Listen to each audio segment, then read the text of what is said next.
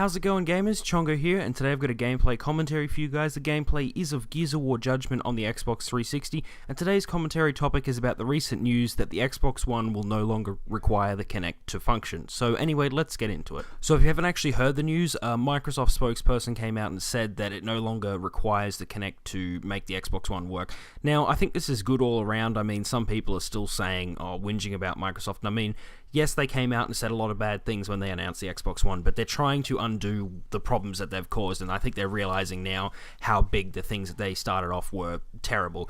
But it seems good because, number one, people were worried about privacy, and I don't really blame them. As I've said before in previous videos, with the NSA, it just doesn't seem like a very good time to have a supposed camera that could be sitting in your room watching your every move. I also think it's good now because there was always the problem what if happens if like Kinect breaks or something, does your Xbox no longer work because of that? Because if that was the case, that would be really stupid, and then you'd have to go buy a Kinect just so you can play your Xbox. It seemed like a really silly system in place, but I sort of understand what Microsoft was trying to do with the Kinect, even though a lot of people don't really want to use it. They want to try and make it bundled with the Xbox One so that developers can use that and know that the consumer is going to have it. Because Kinect support when it first came out for the Xbox 360 was kind of poor because no one really wanted to use it and no one went out and really bought one. So they wanted to try and merge them together so that developers are going to be able to make games for this and know that everyone has it.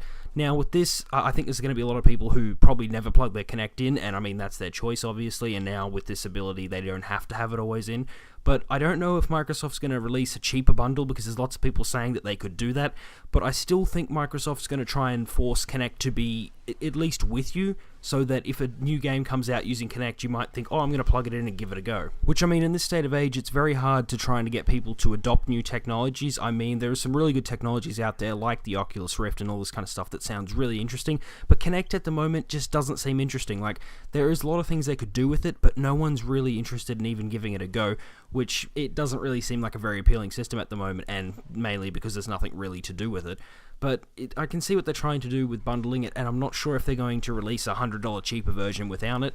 I wouldn't be surprised if they did, but then again, I wouldn't be surprised if they didn't either, because they're trying to keep that with the console.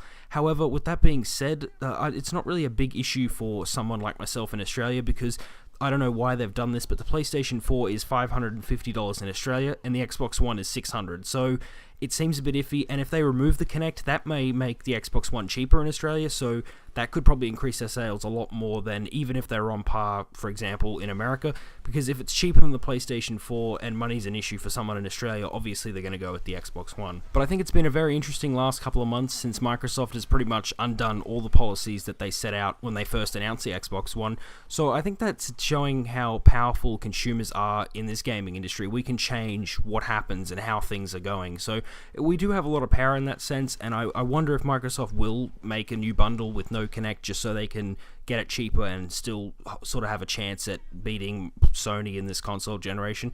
But I'm not really sure where they're going to go with that. They may do. I mean, they've got a few months left before November, so they can always change stuff up. Anyway, I want to know what you guys think about this. Does this make you want to buy the Xbox One more, or are you still leaning towards the PlayStation 4, or are you like me and you're still a bit iffy on the whole next-gen consoles and just wanting to stick with PC at the moment?